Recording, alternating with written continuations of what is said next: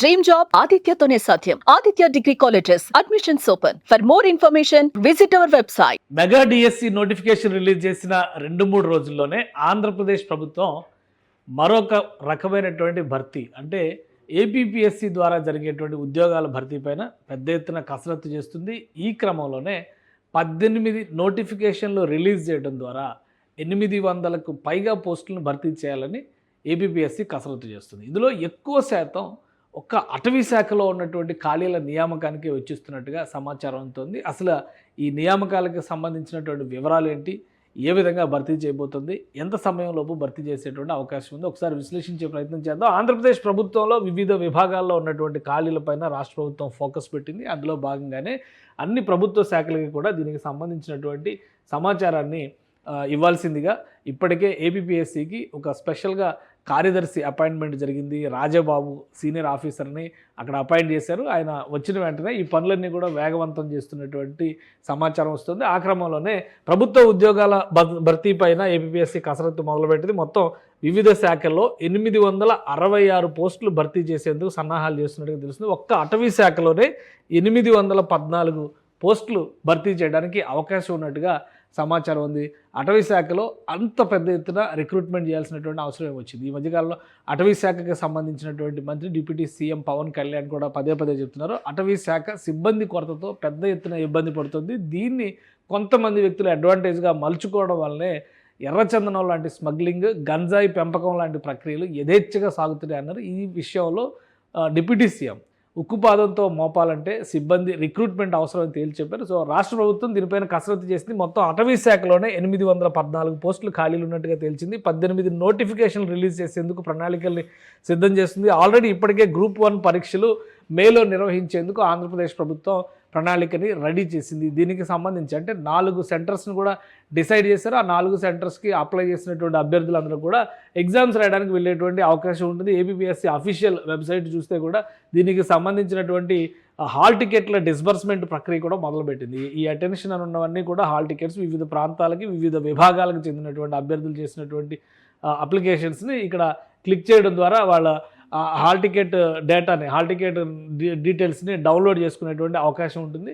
So ఇది already రాష్ట్ర ప్రభుత్వం గ్రూప్ 1 పరీక్షలకు సంబంధించి చేసినటువంటి ప్రక్రియ. ఇక మిగతా పోస్టులన్నిటికీ సంబంధించి ఈ 866 పోస్టులు ఏ విభాగాల్లో ఉన్నాయి, వాటిని ఏ విధంగా భర్తీ చేయబోతున్నారు అనేది కూడా ఒకసారి విశ్లేషిద్దాం. శాఖల వారీగా చూస్తే కనుక అటవీ శాఖలో సెక్షన్ ఆఫీసర్స్ పోస్టులని 100 పోస్టులు భర్తీ చేయబోతోంది ఆంధ్రప్రదేశ్ ప్రభుత్వం.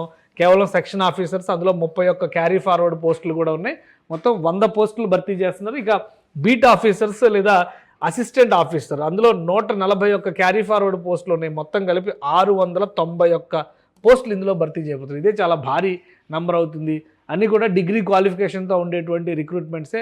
So terms and conditions, eligibilities ఇవన్నీ కూడా డిలే కావడానికి ప్రధానమైనటువంటి కారణం ఎస్సీ రిజర్వేషన్ వర్గీకరణ పైన ఒక క్లియర్ స్టాండ్ తీసుకోవాల్సినటువంటి అవసరం ఉండడం వల్లనే జాప్యం జరిగింది. ఇప్పుడు ఎస్సీ వర్గీకరణకు సంబంధించి క్లారిటీ ఇచ్చేశారు. ఆ తర్వాత డిఎస్సి నోటిఫికేషన్ రిలీజ్ చేశారు. కాబట్టి గ్రూప్స్ నోటిఫికేషన్స్ రిలీజ్ చేయడానికి కూడా రాష్ట్ర ప్రభుత్వం కసరత్తు చేస్తుంది. ఏపీపీఎస్సి అందులో చాలా సీరియస్గా వర్క్ చేస్తుంది. ఇక అటవీ శాఖలో ఉన్నటువంటి మిగతా నియామకాలు చూస్తే కనుక డ్రాఫ్ట్ మెన్ గ్రేడ్ 2 టెక్నికల్ అసిస్టెంట్కి సంబంధించి 13 పోస్టులు, థానేదారికి సంబంధించినటువంటి 10 పోస్టులు ఉన్నాయి. మొత్తం కలిపి 814 పోస్టులు ఒక్క అటవీ శాఖలోనే భర్తీ చేయడానికి ఏపీపీఎస్సి కసరత్తు చేస్తుంది. ఈ పోస్టులన్నిటికీ సంబంధించినటువంటి నోటిఫికేషన్స్ విడివిడిగా వస్తాయి. అందుకనే శాఖల వారీగా కూడా డేటా కలెక్ట్ చేశారు. అటవీ శాఖలో వివిధ పోస్టులకు సంబంధించి ఒకటే నోటిఫికేషన్ రిలీజ్ చేసేటువంటి అవకాశం ఉండొచ్చు. కానీ మిగతా శాఖలకు సంబంధించినటువంటి డేటా కూడా ఒకసారి మనం చూద్దాం. ఇది వివిధ శాఖల్లో ఉన్నటువంటి అంటే దాదాపు ఒక 9 శాఖలకు సంబంధించినటువంటి సమాచారం వచ్చింది. ఇంకా మిగతా శాఖల నుంచి కూడా ఖాళీలకు సంబంధించినటువంటి సమాచారం వస్తే వీటన్నిటిని కలిపి నోటిఫికేషన్స్ రిలీజ్ చేయాలని ఏపీపీఎస్సి భావిస్తుంది. సో అగ్రికల్చర్, వ్యవసాయ శాఖకు సంబంధించిన అగ్రికల్చర్ ఆఫీసర్స్ పోస్టులు 10 ఖాళీగా ఉన్నట్టుగా సమాచారం ఉంది. వాటి రిక్రూట్మెంట్ త్వరలోనే చేసే అవకాశం ఉంది. ఎగ్జిక్యూటివ్ ఆఫీసర్స్ పోస్టులు దేవాదాయ శాఖకు సంబంధించి 7 పోస్టులు ఖాళీలు ఉన్నట్టుగా తెలుస్తుంది. జిల్లా సైనిక అధికారి పోస్టులకు సంబంధించి 7 ఖాళీలు ఉన్నట్టుగా సమాచారం ఉంది. ఇక గ్రంథపాలకుడు ఇంటర్ విద్యాశాఖకు సంబంధించి అంటే విద్యాశాఖకు సంబంధించినటువంటి రిక్రూట్మెంట్ 2 ఖాళీలు ఉన్నాయి. హార్టికల్చర్ ఆఫీసర్ ఉద్యానవన శాఖకు సంబంధించి 2 ఖాళీలు ఉన్నాయి. అసిస్టెంట్ ఇన్స్పెక్టర్ మత్స్య శాఖకు సంబంధించి 3 ఖాళీలు ఉన్నాయి. టెక్నికల్ అసిస్టెంట్ నీటిపారుదల శాఖకు సంబంధించి 4 ఖాళీలు ఉన్నాయి. ఇక జూనియర్ అకౌంట్స్ ఆఫీసర్ కేటగిరీ 2, అలానే senior accountant category 3, junior accountant category 4, ఇవన్నీ కూడా మున్సిపల్ శాఖలో ఉన్నటువంటి ఖాళీలు. మొత్తం 11 ఖాళీలు ఈ కేటగిరీలో ఉన్నాయి. అన్ని అకౌంటెంట్ పోస్టులకు సంబంధించినటువంటి ఖాళీలు ఇవి. ఇక అసిస్టెంట్ మోటార్ వెహికల్ ఇన్స్పెక్టర్ రవాణా శాఖకి క్యారీ ఫార్వర్డ్కి సంబంధించినటువంటి పోస్ట్ మరొకటి ఖాళీ ఉంది. ఇవన్నీ కలిపితే కూడా అంటే మొత్తం టోటల్ నంబర్ని కలిపి చూస్తే, అటవీ శాఖ ఇవన్నీ కలిపి చూస్తే కనుక 866 పోస్టులు ఉన్నాయి. ఈ 866 పోస్టులకు సంబంధించి 18 నోటిఫికేషన్లు రెడీ చేస్తున్నట్టుగా సమాచారం ఉంది. అంటే మొత్తం 18 నోటిఫికేషన్స్ రిలీజ్ చేయడం ద్వారా రిక్రూట్మెంట్ చేసేటువంటి అవకాశం ఉంది. దీనిపైన ఇప్పుడు ఏపీపీఎస్సీ ఆల్రెడీ ఫైనల్ స్టేజ్లో ఉంది కసరత్తు చేయడం అనేటువంటి ప్రక్రియ.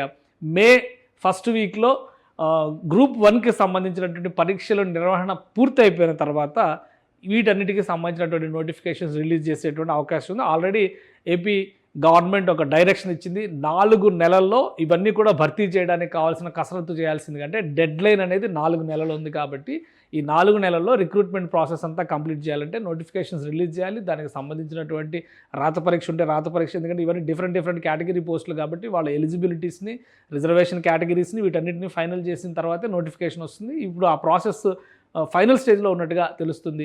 సో నోటిఫికేషన్ వచ్చిన తర్వాత రాత పరీక్ష లేదా మౌఖిక పరీక్ష తర్వాత రిక్రూట్మెంట్ ప్రాసెస్ జరుగుతుంది. మొత్తం ప్రక్రియ అంతా కూడా 4 నెలల్లో భర్తీ చేయాలని చెప్పని గవర్నమెంట్ ఇప్పటికే టార్గెట్ ఇచ్చింది. సో ఏపీపీఎస్సీ కార్యదర్శిగా రాజబాబు బాధ్యతలు తీసుకున్న వెంటనే కూడా ఫస్ట్ టాస్క్ ఇమీడియట్ టాస్క్ కింద దీన్నే ఫోకస్ చేస్తున్నారు. గ్రూప్ 1 పరీక్షలు పూర్తి కాగానే వీటికి సంబంధించినటువంటి నోటిఫికేషన్స్ వస్తాయి. వాటి ప్రకారం 4 నెలల్లో భర్తీ చేసే విధంగా రాష్ట్ర యంత్రాంగం కసరత్తు చేసేటువంటి అవకాశాలు ఉన్నాయి. సుమన్ టీవీలో మీ పర్సనల్ అండ్ బిజినెస్ ప్రమోషన్స్ కోసం కింది నెంబర్కి కాంటాక్ట్ చేయండి.